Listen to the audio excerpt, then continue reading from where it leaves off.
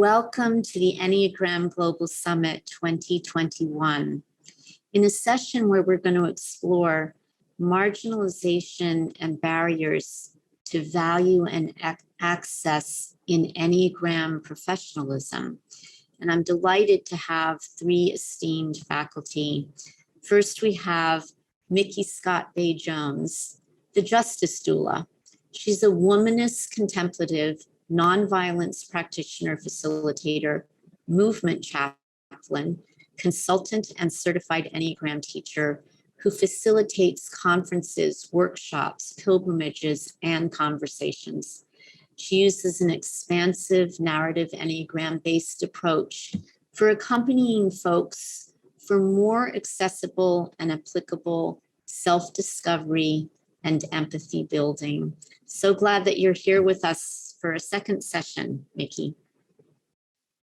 Thank you, Jessica. I'm delighted to be here with you, discussing something that I hope will just broaden our awareness and broaden our actual Enneagram community. Mm-hmm. Amen to that. And we have joining you today, Milton Stewart. Milton is an accredited Enneagram professional, and he uses coaching and teaching the Enneagram at his company, Kaizen Careers Coaching and Consulting. He's also the host of Do It for the Gram, an Enneagram podcast where he helps bring the Enneagram to diverse communities. Milton, really honored that you're here with us. Thank you so much. I'm excited to be here, and I'm excited about sharing and talking about this topic. Yes. And we're joined by the president-elect of the International Enneagram Association, who will take the helm on January 1st, 2022, and that is the Reverend Trent J. Thornley. Trent, in his day job, serves as the executive director of the San Francisco Night Ministry, where he uses the Enneagram in the training of emerging spiritual leaders in clinical pastoral education. And the International Enneagram Association community members are all very excited that he's stepping up on January 1st. So welcome, Trent. Thank you so much, Jessica. Great to be here with you, and Micky and Milton too. So this is the first ever conversation about this particular topic on the Enneagram Global Summits. And I think it reflects, this is 8 years now, this reflects the growing surge of understanding and really the deep cry from within our beings and our souls to have the Enneagram potency be reflected by the membership of our community. And it's not just the professional Enneagram community, but to have the way that the teachings of the Enneagram are accessed by people throughout the globe of every, creed, color, race, gender, all of it, religion, political orientation. And we do know, of course, and there's a new resurgence of awareness about this, that marginalized communities do not have the same access to some of these tools, which have been predominantly white and male based. And also just that the whole thing of how professionalism happens can be very hard, can be quite handicapped for people in marginalized communities. So I'm really excited that all three of you wanted to come to this conversation. And I want to open up an environment in which we can really be honest. We are going to strengthen our professional institutions if we are really dealing with the nuances and the somewhat hidden things that have been happening. And we all care so deeply about transformation in this world for ourselves and our communities and just the world itself. So let's, I'm really inviting our hearts, our souls, our minds to the table of rolling up our sleeves and seeing how we can collaborate together to move this along. And Micky, I'm going to start with you because it was in a conversation as we, were envisioning this summit, my first conversation with you that this session got envisioned. And I would love to hear you tell everybody what the impetus for that is and what you would like to bring to the table right now. Thank you, Jessica. I think I'm really starting from a place of asking questions and what I think are even sacred questions. And so, I just pause, and I mean, people can do this too as they're watching, but us here together having this conversation, like just putting my hands over my heart and thinking about visioning, dreaming what I would want my Enneagram community, the people I teach, the people I study with, the people I collaborate with, our conferences, our workshops, like what if I vision out what that would look like as I look out and see the other people in front of me and to my left and my right, what does that vision look like? And we have to first have this process, right? This just holding in our hearts, this vision of what we want it to be, what we want to see, who we want to hear beside us. And so that for me, as I, release that vision, what comes to me is, what do we need to do to get there? What is it going to take for us to get there? And I realize that my bias is I love diversity. Like, I know that we kind of feel weird about the word diversity now, some of us, right? Like, especially those of us that have been in kind of racial equity work or DEI work or any kind of thing like that for a long time. We don't want diversity for diversity's sake, right? We now know that tokenism isn't, that's not going to get us where we want to go, right? Just putting faces up there that look different, or okay, we have at least one LGBTQ person on the list, right? That's not going to get us there. But I love being in a place and hearing different languages spoken around me. I love being in a place and enjoying, being with people who are different from me in various ways, right? I'm not just talking about race. One of the delights of the IEA conference, the last one, was learning about how many people in Egypt are involved with the Enneagram, right? I had no idea. I didn't really understand it outside of my limited context. So that's my bias, and what I want is this world that looks like the world looks, right? More reflective of my community, my local community, and the world at large. And so we have to ask some questions about why we haven't gotten there. Because right now, if you go to an IEA conference, if you go to a workshop,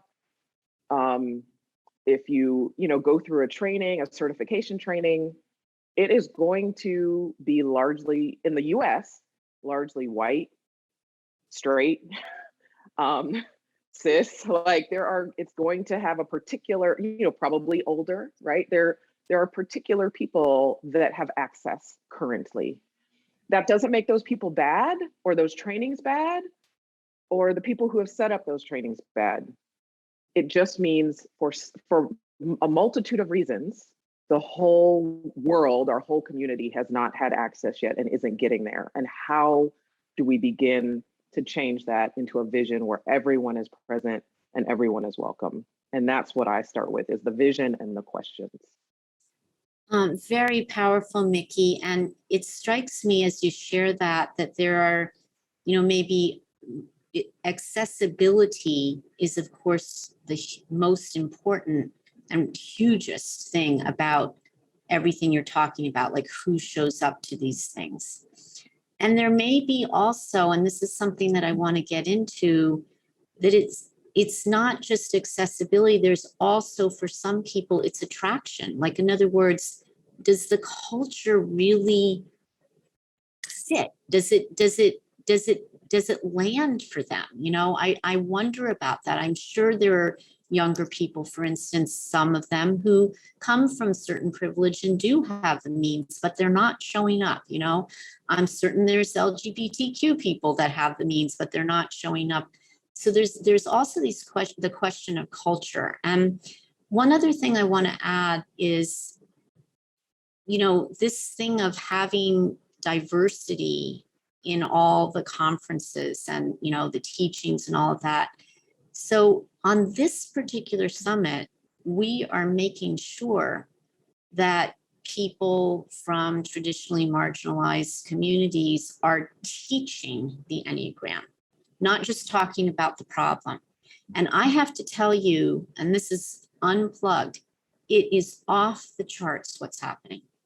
To have 3 teachers show up to teach a type, you know, one of them's white, cis, whatever, and one of them's, you know, black, this, you know, it just, but first of all, that they're different Enneagram types. Secondly, that they come from different backgrounds, they have different expressions. Like, every teacher is as riveted hearing about that, hearing that, as the people, I hope, the global audience that's listening. So I think there's a movement afoot, a yearning for that. But there's also another level I just want to make sure everyone knows we're talking about here, and it has to do with professional accreditation. That is, I know, Micky, one of the things you really wanted to talk about is, you know, even if we can get people, if we can get the culture and we can make things accessible, there's still the barrier to accreditation, professional accreditation. So do you want to say something a little bit more about that before we invite in Milton and Trent? Well, I mean, I think that it, you know, we have, those of us who are thinking about this have struggled with that chicken and egg question, right? How do we get a more diverse community? Do we have to have different teachers first? I mean, I have questions about pipeline, right? Like, because people come in to work with the Enneagram, and some of those people then want to become certified and accredited. They want to become teachers. And, you know, we have to be honest in that anybody can hang out a shingle and say they're an Enneagram teacher. It's not a legal designation, right? So anyone can do it. But I think those of us who value professionalism want to make sure that people who want to get that certification and accreditation can do so. And want to make sure that communities have folks who represent them as their teachers, because there is something about being, you know, seeing someone who looks like you or shares your experience, right? Like, you know, oh, that person is disabled as well, and the Enneagram works for them. Okay, that they might be an interesting teacher for me because they can understand some of the pieces that might have come into my personality formation, right? Being able to go to another Black woman to learn from, being able to go to another queer person to learn from, those are things that are important to me. Of course, I will learn from anyone.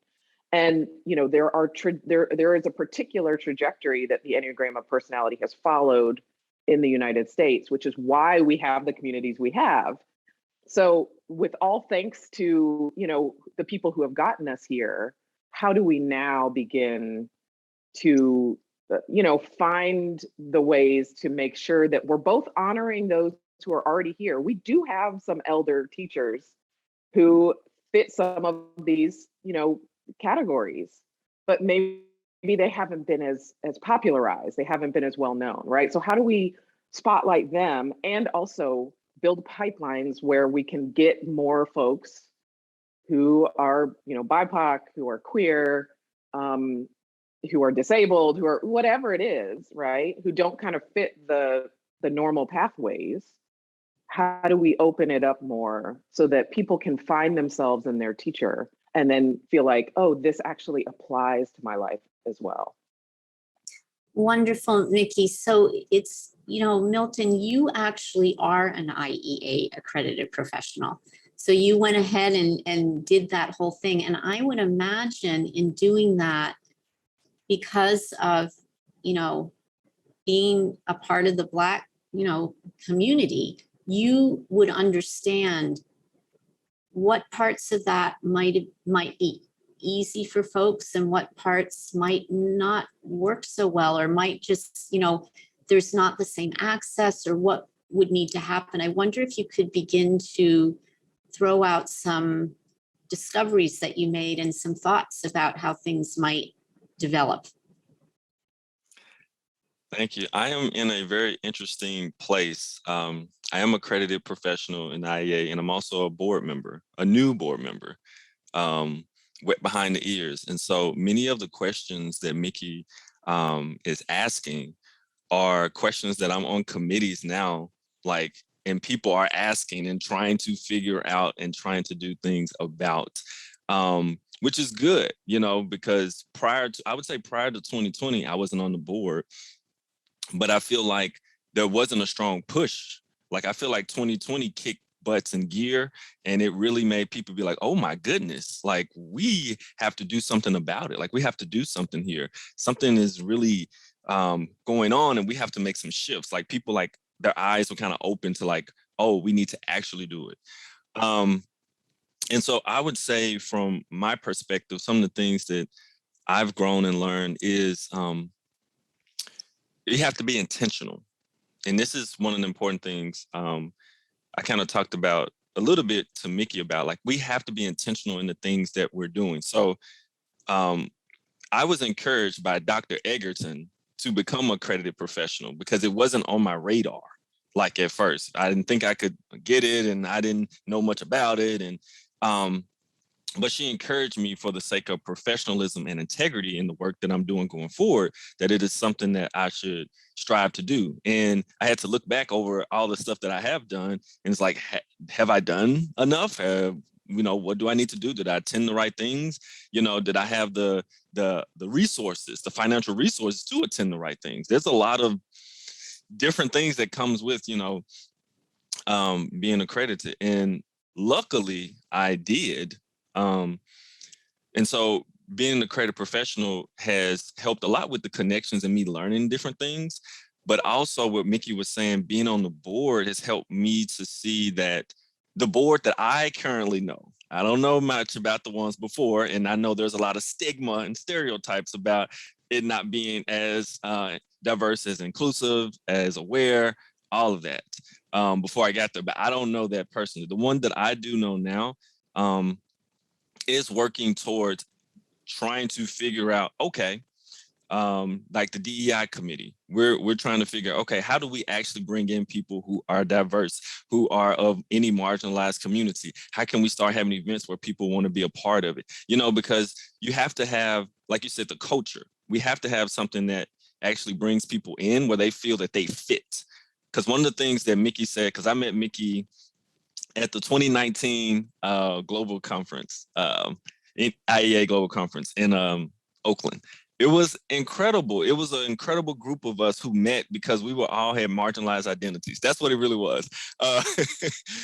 We ate some amazing food that was across the street, but it was what she was talking about envisioning is that was, I feel, how the whole community should be of the Enneagram. It shouldn't just be a small pocket of us who look a little different or have a different identity in some type of way. Because when you talk about, you could be around people and just really be yourself. Be yourself, not any type of wearing any type of personality mask or anything.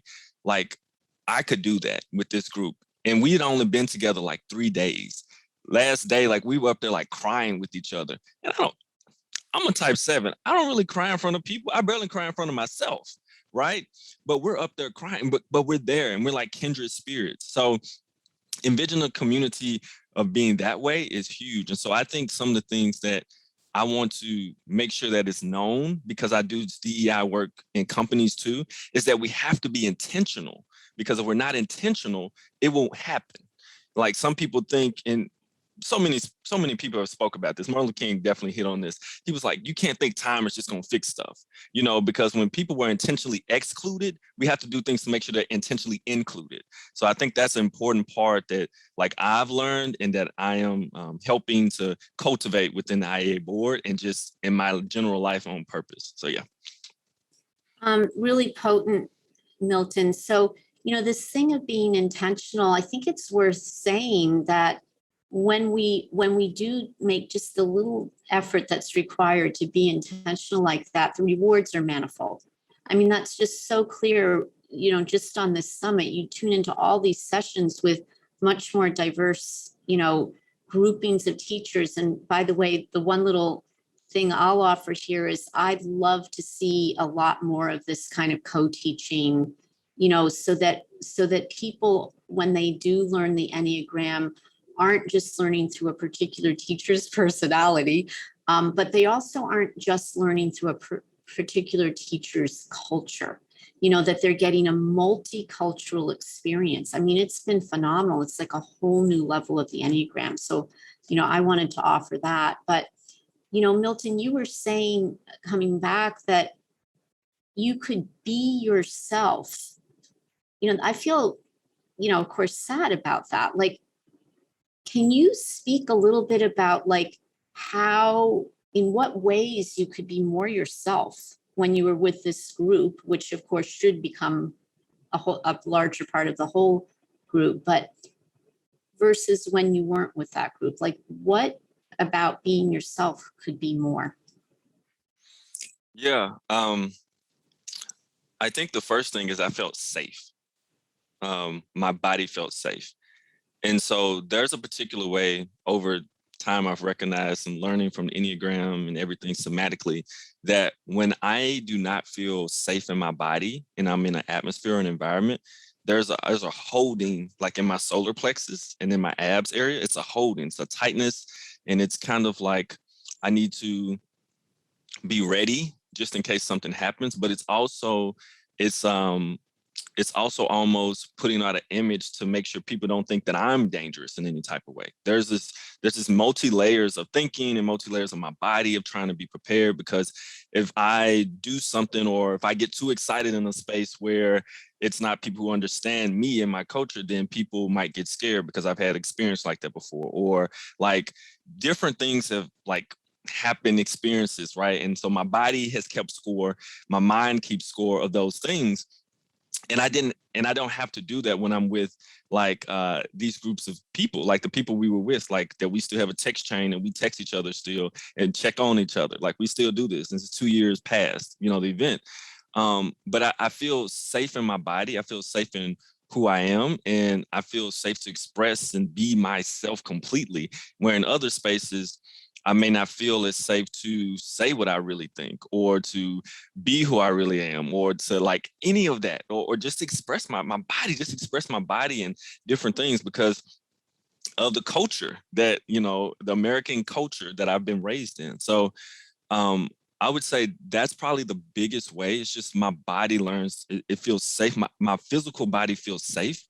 And so when you feel safe, you can really like, I mean, I can't let my hair down because the way you know, like, but you can kind of let your hair down, as they say, you know, where you feel safe. But I'm talking about like the beautiful parts of us, not like just I say anything off the cuff. I'm talking about allowing the essence of us to connect with other people's essence because we all have each other's well-being in mind, you know. So it's just it's more experiential than like as I can like write down specific things. If you gave me time, I probably could, but it's experiential where I feel safe to be like, okay, I'm okay here. I'm okay. I don't have to worry about all these little things. And there was some experiences that Micky was there for that I'm not gonna go into the whole story, but there was experiences where I had to make sure my body was safe and the body of people around me was safe. So you know, it felt good to be able to not have to always feel that clenching or that that battle fatigue in my body. Mm-hmm. Well, of course, you know, we do want to bring Trent into the conversation, and I just know he's holding this whole thing with an incredibly open heart, because that's who he is, and eager. But before we do, because it just feels like it's really important to center, what's going on right now, and both of your voices in that, the really critical question of kind of attraction and culture. What can the Enneagram community, from both Micky and Milton, from your perspectives, what are some of the things that we could do so that, like Milton was describing, everybody feels safe to be themselves, and they're even drawn to come because it's a place where you can be yourself? What needs to happen? One of the things is that we actually don't even know what we're dealing with yet, right? Like, I think we can see some of the areas where there is potential for growth.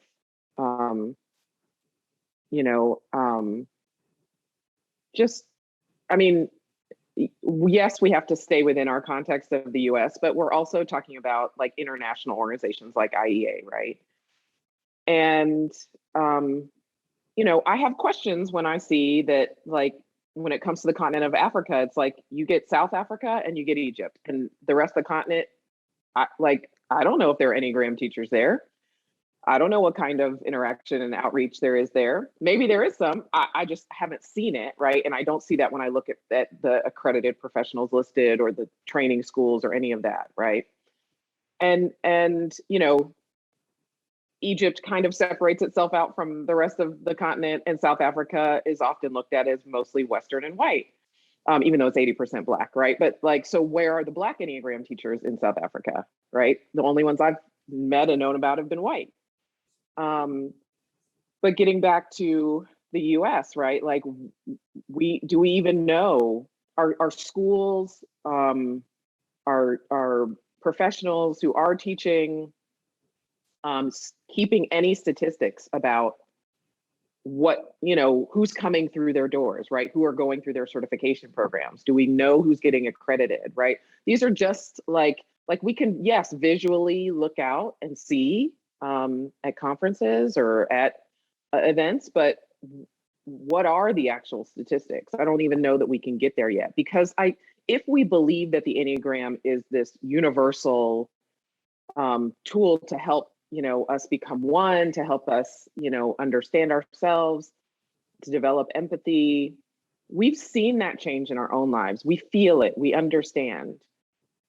If we believe that it can be something available to everybody, why isn't it, right? We have to start asking ourselves kind of those fundamental questions. Why don't people feel safe to come to a training or to speak, right? I was in a training yesterday with Jerry Wagner, and now everybody didn't have their cameras on, but of the people who did, I was the only person that I could visually identify as Black. Now, you can't always go by that, but that wouldn't be an uncommon experience. So it's, I'm not the only Black person interested in Jerry Wagner's teachings, I don't think, but, what do people know? Like, we just have questions that we don't yet have answers to. And it's not just about race. I think there's a very big imbalance to gender-wise. I see these trainings at least being very female heavy, right? There have been more open queer teachers, but there aren't very many of us. So especially teaching about things like relationships, a lot of the relationship stuff is based in heteronormativity, and it's going to be for a marriage, and it's going to be a hetero marriage, right? And so what is that? How is that inviting people who might not fit those into those categories, right? How do we actually nurture more teachers who can then teach about things that they know from their experience and from their training, right? So these are just, I think sometimes safety is about knowing you're not going to be the only one, knowing that there's some attentiveness, it doesn't have to be perfect, right? We're not asking for people for perfection here, but we're asking that, is there some attentiveness to the things that are swimming around us in the culture, so that people can feel like those things will be attended to as they're trying to open up and be vulnerable and do more study of their own, challenges. That it's really important for at least us to have that attentiveness in both our teachings and our environments. And before we go back over to Milton and then to Trent, Micky, first of all, just some good news. Yeah, there are Enneagram teachers in other parts of Africa. We have one of them on this summit, lovely woman, a medical doctor named Dr. Stee, and she's from Zimbabwe. And so I know there are Enneagram teachers throughout Africa. Do you think that really the primary way this is going to change is by, as you said, nurturing teachers from, traditionally marginalized communities, making sure they have access, et cetera, nurturing them, and then really intentionally putting them forward to be in the teaching roles? And concomitant with that, what do you think of the toss that I made about more co-teaching where it's multicultural, so that there can be that as well? Yeah, it has to be intentional. And there are lots of different ways to be intentional about it, right? There are financial considerations. There are pieces around access that we can be clear about. Making sure that things are available online and, in person. I will say, since the IEA requirements for accreditation were kind of relaxed a bit because of COVID, right? Kind of just adjusting the point system to allow for more online training and that kind of thing.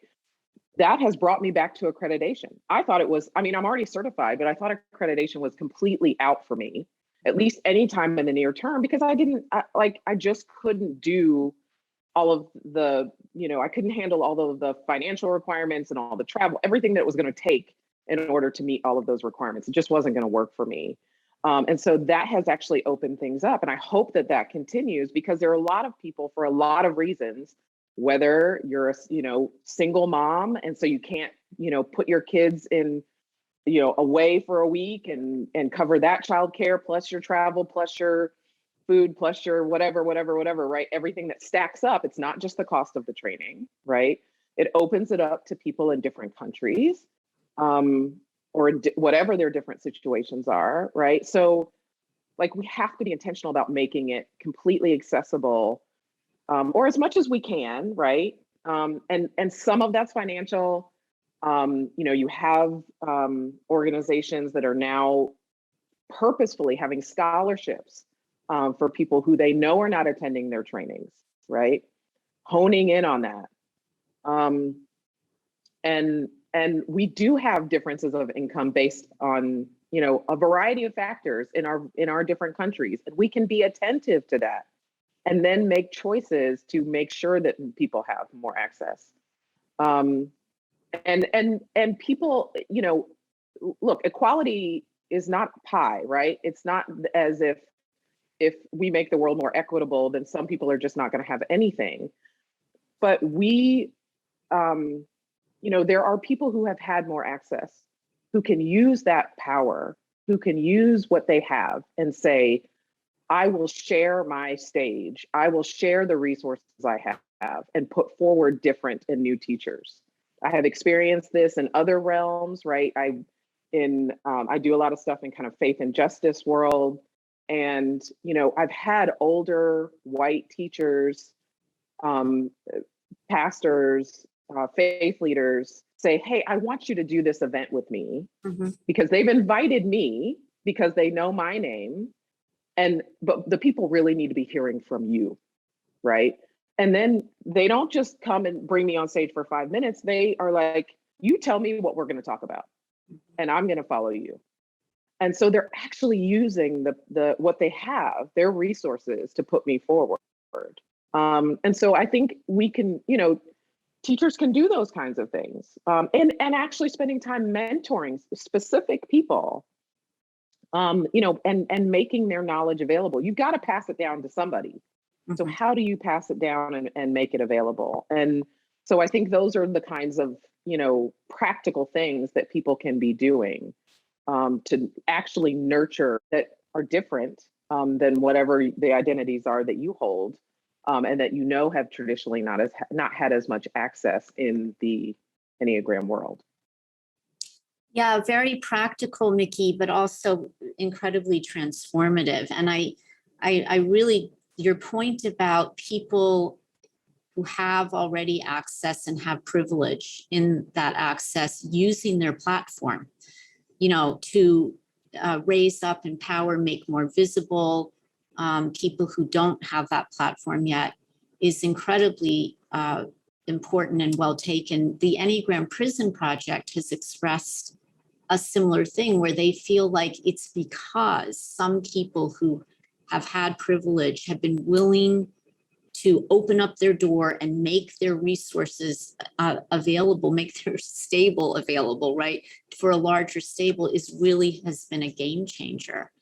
And so Milton, before we bring on Trent, it's just like anything you want to add here about, changing the culture. And then I want to have Trent bring his stewardship in.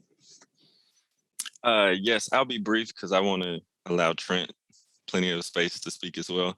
But just going off, Micky was naming out so many beautiful things. The biggest thing is being intentional. And for people who are watching, you have to be intentional in the way that you utilize any privilege, advantage, any resource that you do have to share with others. And that includes myself, And so anytime that we can be intentional in making sure that we can actually create a cultural shift that is more inclusive, that's more loving, that's like, we have to be able to constantly keep that on the forefront of our minds. And that's one of the reasons diversity is so important, because you get the questions and you get people who are like, oh, I never thought of that because I've never experienced it or been around it. So diversity helps bring in somebody who's like, yeah, but did you think of this? You're like, oh my goodness, I didn't think of that. Let's make sure that we include something for them to be able to be here and that they feel welcome, So it's these things, the reason why diversity, inclusion, and all these things are so important is because no, we cannot think of everything, but that's why we need different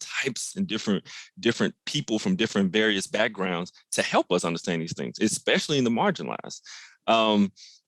Because Micky mentioned something, I'll be real quick. Micky mentioned something that was very important, like the online access, just talking about people who are not literally capable of like maybe physically getting to a place to learn about the Enneagram.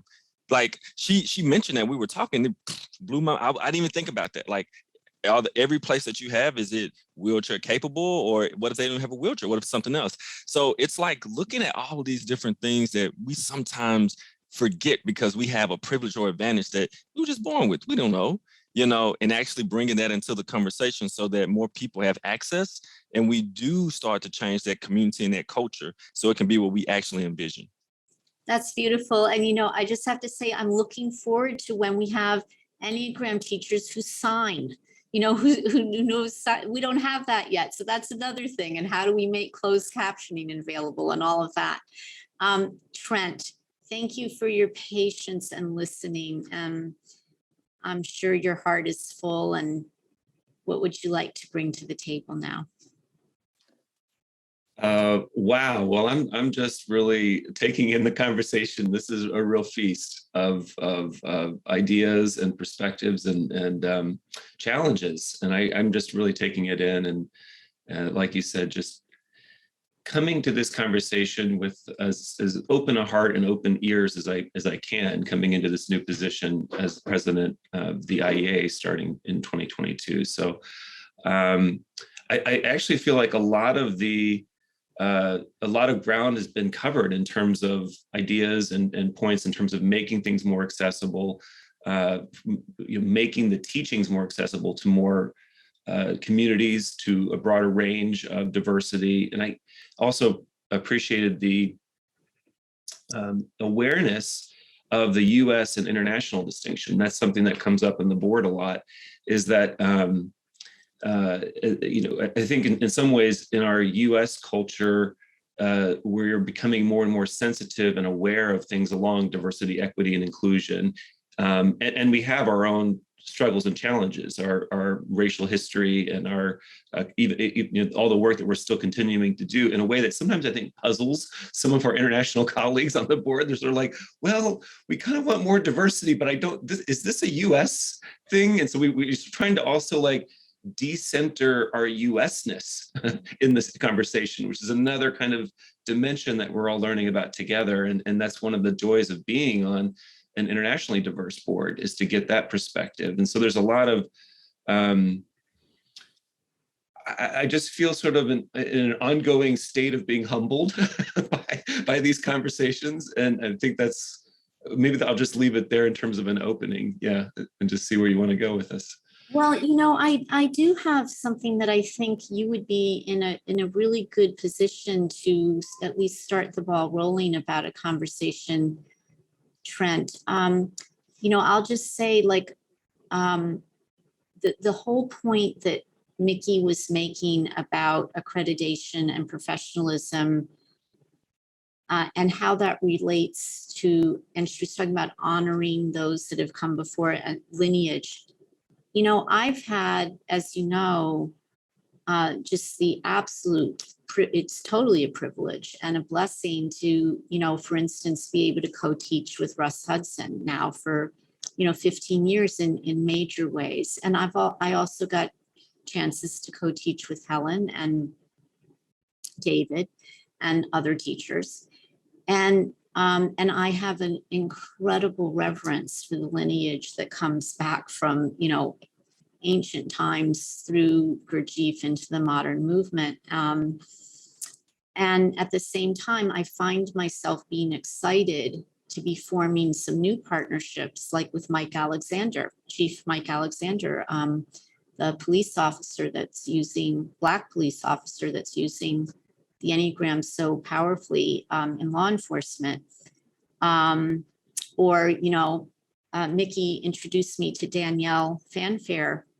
And I am so glad, Micky, I can absolutely see what in one session, she blew me out of the water. I felt so simpatico with her, her way of teaching. I was just like, yes, I want to teach with her, And so, Trent, what can the IEA do in terms of honoring the lineage of what has been, not canceling out our elders, which I think is also an incredibly travesty thing to do that happens in our culture.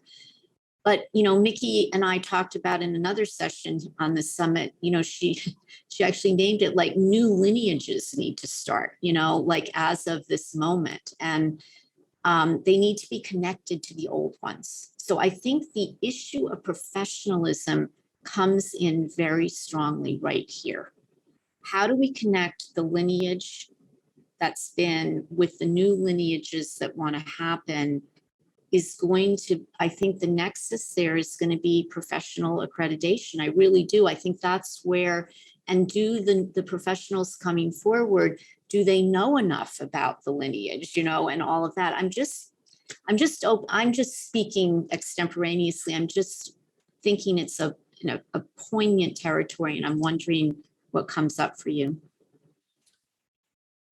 Yeah, I'm really resonating with what you're saying, Jessica. I feel like you've put your finger on something very important around this tension between making the Enneagram teachings as broadly and as widely available as possible, this kind of burst of enthusiasm and people doing all kinds of things about the Enneagram, putting themselves out as teachers, coaches, maybe even unintentionally, just because they've started an Instagram account. And to their surprise, as much as anybody else's, they have hundreds of thousands of followers, and they're, putting up content now and sort of in the position of having this platform that even some of our maybe revered elder teachers don't have. And so there's that wildness of the Enneagram that it's just, and I'm coming from a spiritual tradition, so I do believe that there's something happening here in our planetary consciousness at this time that is going to be untamed and wild, and it's exciting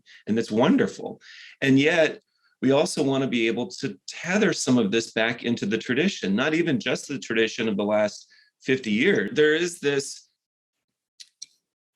creative tension between the wonderful, wondrous explosion of enthusiasm around the globe about the Enneagram, and maybe the Enneagram even coming to the fore in our consciousness in this time of great need, something I think we all probably want to encourage. And I know I myself am very excited about. There's a tension between that and also wanting to tether that in some way to our Enneagram lineage, the lineage not just of the last 50 years, which is the personality Enneagram and the ways this has come to us, and to many of us through that psychological lens, but also to those ancient roots, to knowing that there is an ancient stream at work here.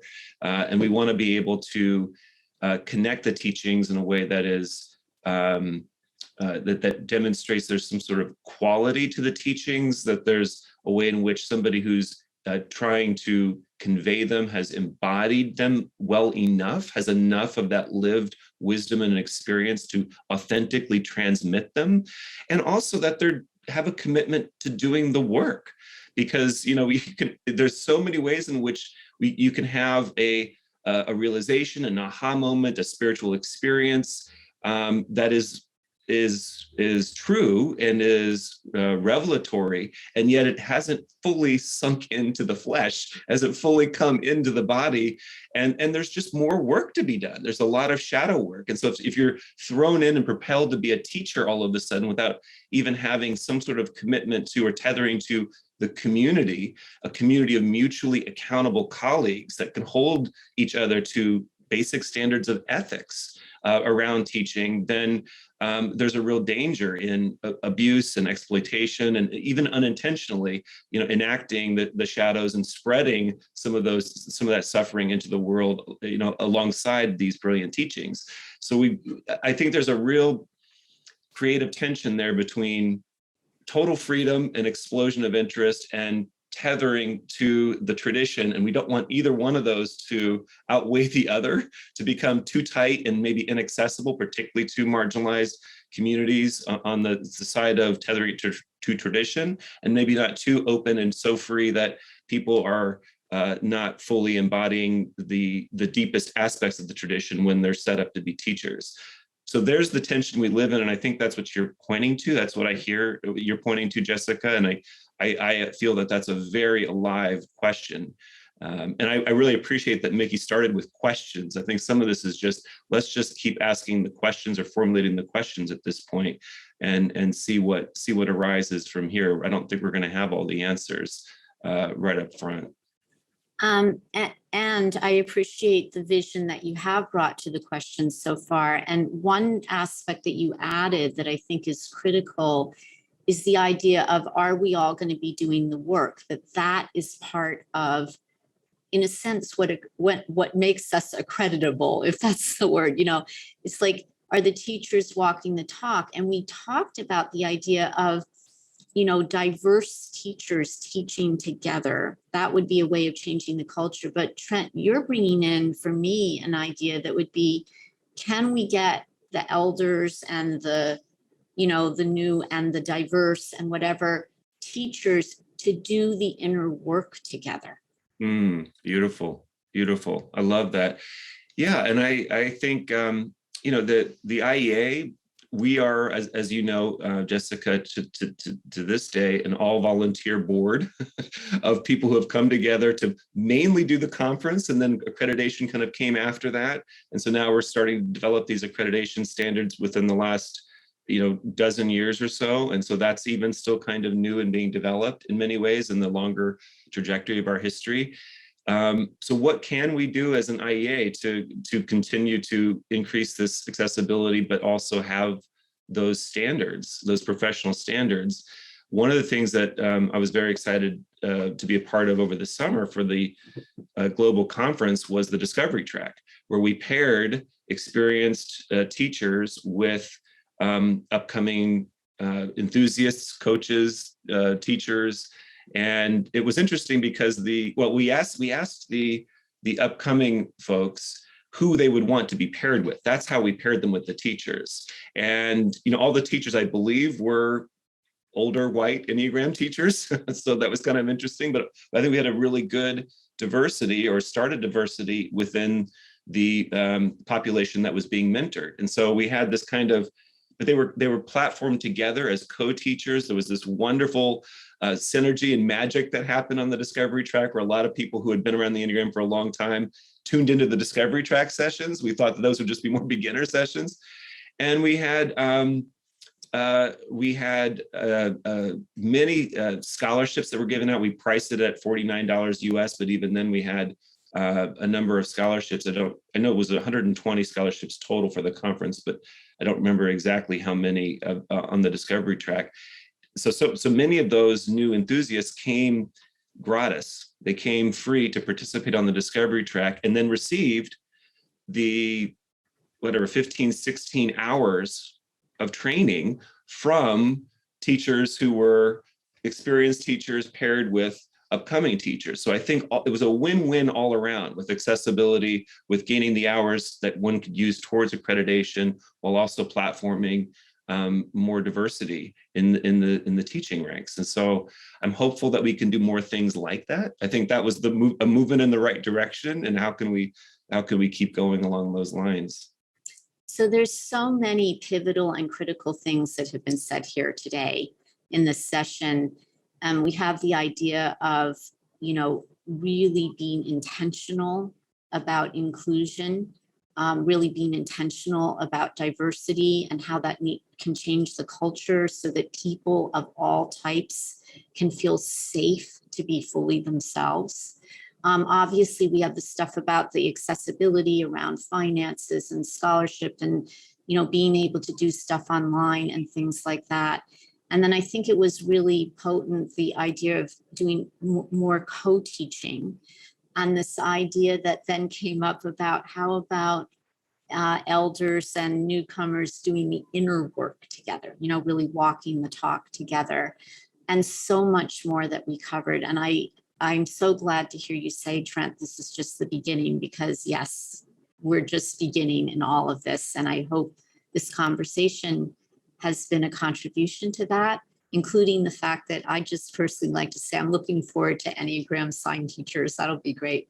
And I'd like to ask each of you if you'd just like to offer something to our global audience as we take our leave.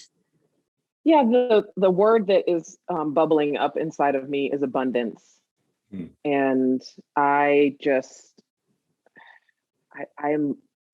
I'm sensing that there is an abundance of what we want, of the things we've been talking about today. There's an abundance of things we don't know that are out there for us to discover, that will lead to an abundance of people becoming connected with the Enneagram and becoming teachers. And we can approach this from a place of fear, a place of blame, or negativity, right? All of the places where the mark has been missed. Or we can approach it with an abundance mindset, that there really is space as the elders teach, and as we recognize that even more people are our elders, and that there is an exchange, and that there's an abundance in the exchange, as we just trust that as we make more space for people, as we make things more accessible, that it will actually make it all better for all of us.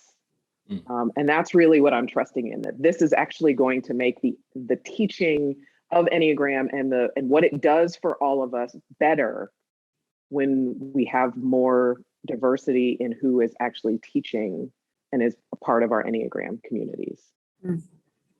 Well said. Milton. Main thing that came up for me was educate, as in educate yourself. Educate those around you when you do know a little bit more. And the next word was connect. Connect with yourself and connect with those in the community of the Enneagram that are beyond yourself and those who look very similar to you.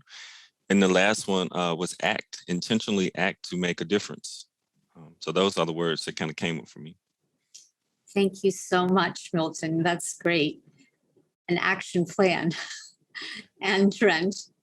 What's coming up for me is that diversity is not just a peripheral issue. It's not just an add-on. It's not just something that's nice to have. It's core to the Enneagram teachings, absolutely essential. And I think it's essential for many ways, too, very quickly. One is that as different bodies and voices and experiences are able to express the Enneagram, more people can relate and come in to the teachings, but also that it's precisely because there are all these different people from all kinds of locations and cultures that then can talk about, say, the same type pattern, that the type pattern actually gets clarified and becomes more clear to us.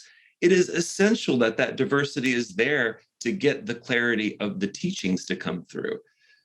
So I think this is a core commitment for all of us. Wow, thank you so much for that inspiration.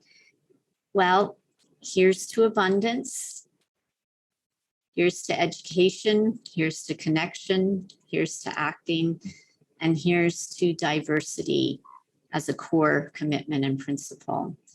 And may this conversation continue throughout the globe in living rooms, classrooms, and Enneagram organizations, and let us act together.